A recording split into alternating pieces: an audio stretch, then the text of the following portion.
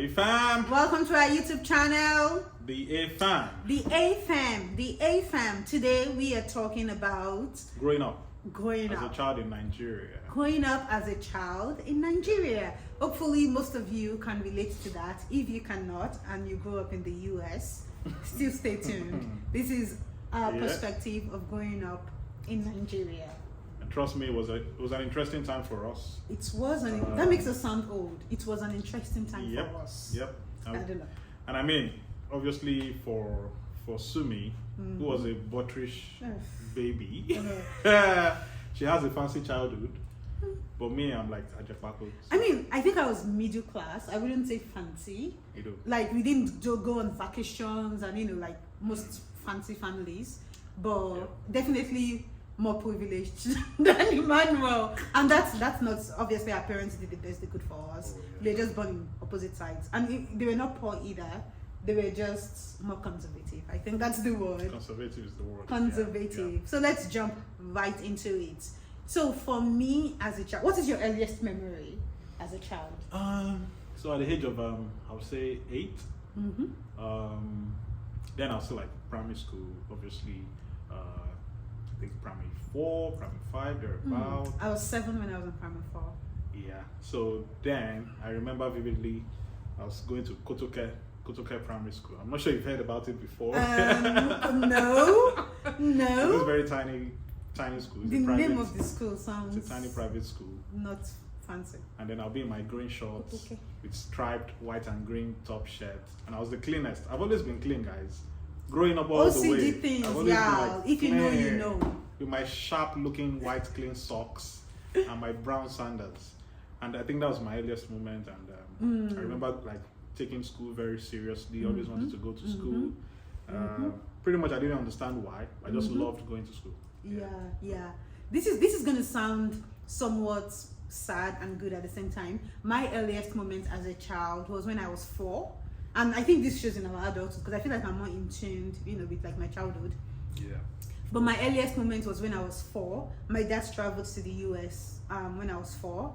And so I and my sister, my older sister, and my mom were like our tiny family unit, taking ourselves up and down. And I think my earliest moment was eating ebaibo. That's like the yellow eba. And Nkechi's jollof rice. I know hopefully Nkechi is still alive somewhere. But at my mom's shop then, I would always look forward to coming back from school. And so you've always been a foodie? I've always been a foodie, like absolutely. And she would buy ebaibo for me with that egusi soup. Or she would buy, and that's how my best food was jollof rice growing up. Or she would buy jollof rice. I even had a husband, Emmanuel.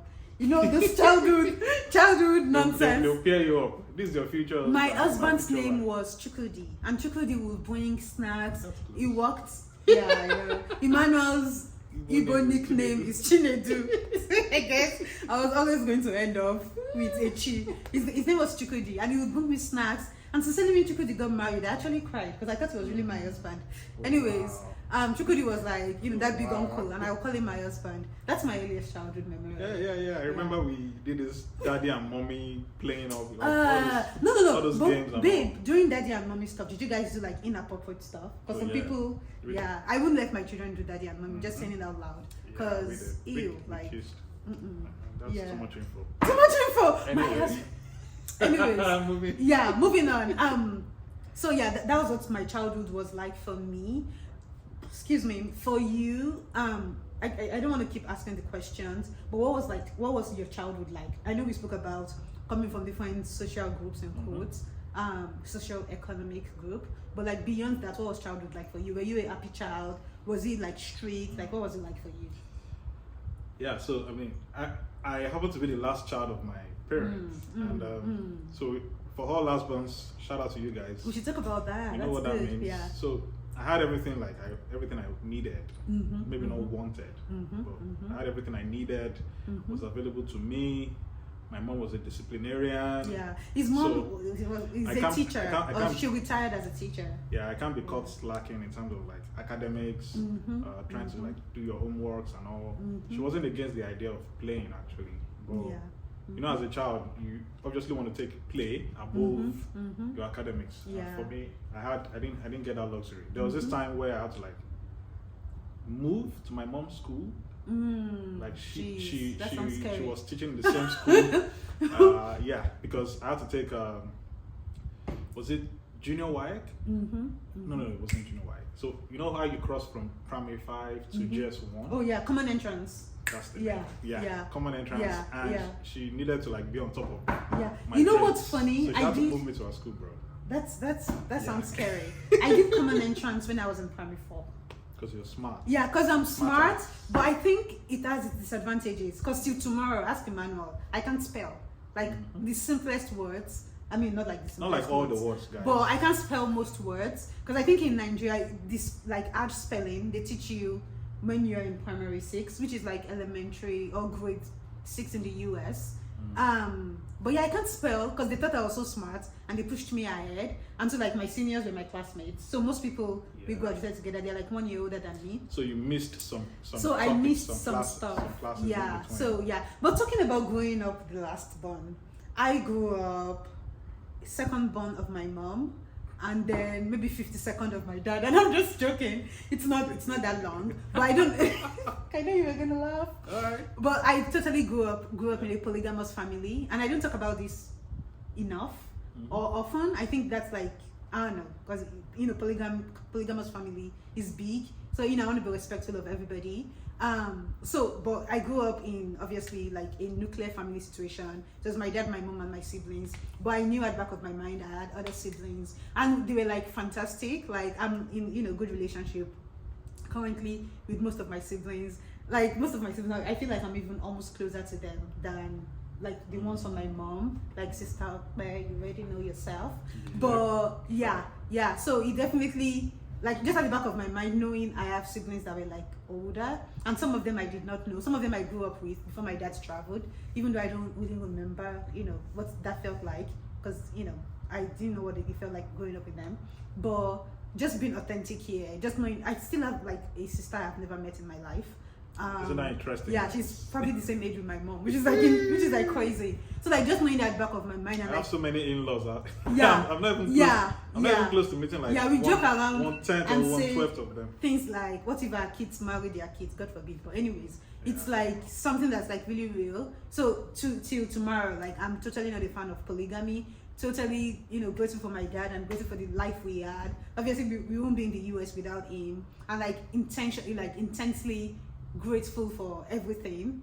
But polygamy is like weird. Like sometimes you're like, oh, like I don't know, it's like just awkward. But my dad is a rock star because everybody went to college, everybody came to the US, so it's ended up well. But at the same time, it's kind of scary. So like polygamy, like coming from a polygamous family to you coming from a nuclear family, or like not polygamous.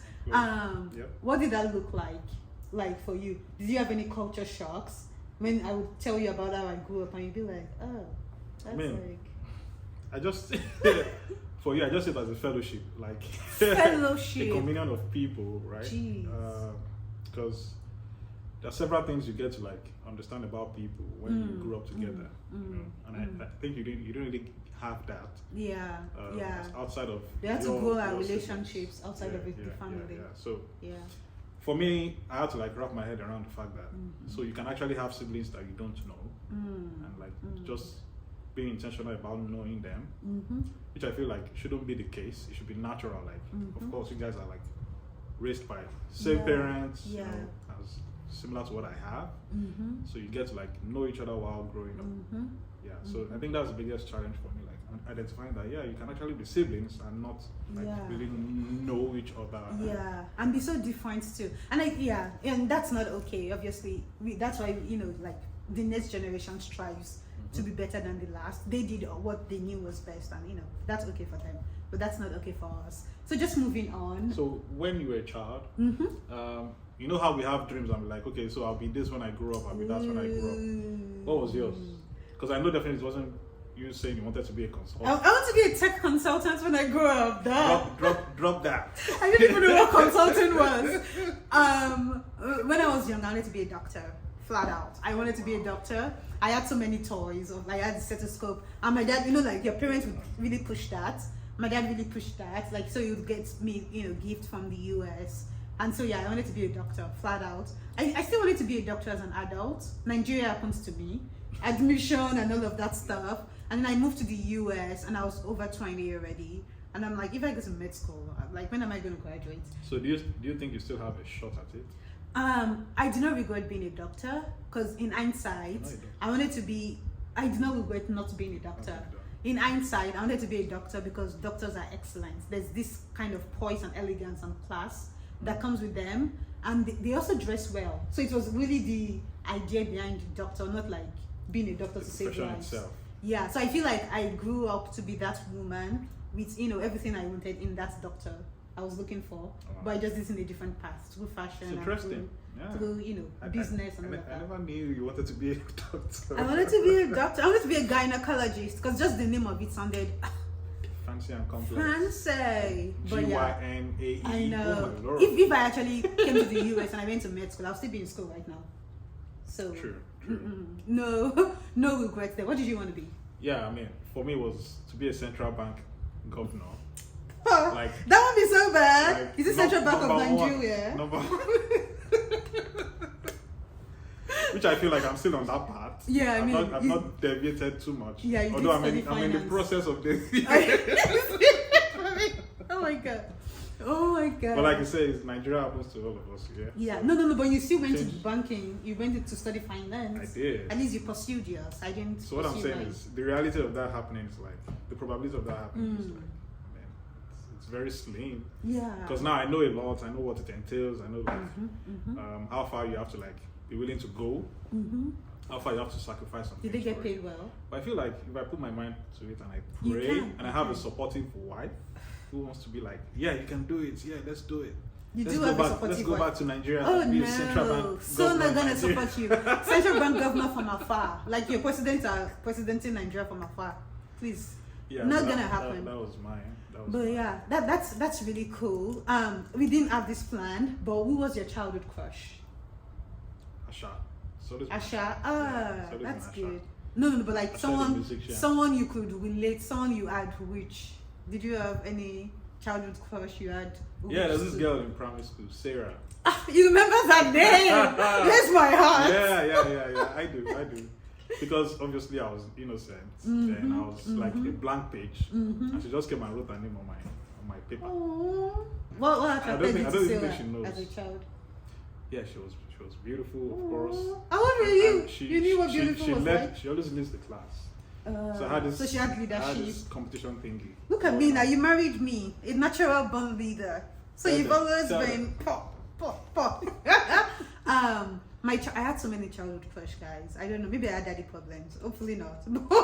I had so many childhood crushes.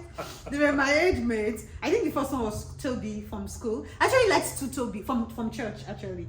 I liked two Tobys at the same time, which is like weird. I don't want to mention their last name, but I liked these two Tobys from church. But then I went to Innocent and I met Tomiwa when I was in GSS 2. And Tomiwa is my friend still today, you guys. And I'm sure Tomiwa might be watching this. And his wife might be like, what's up? Hello, Shelly, what's going on?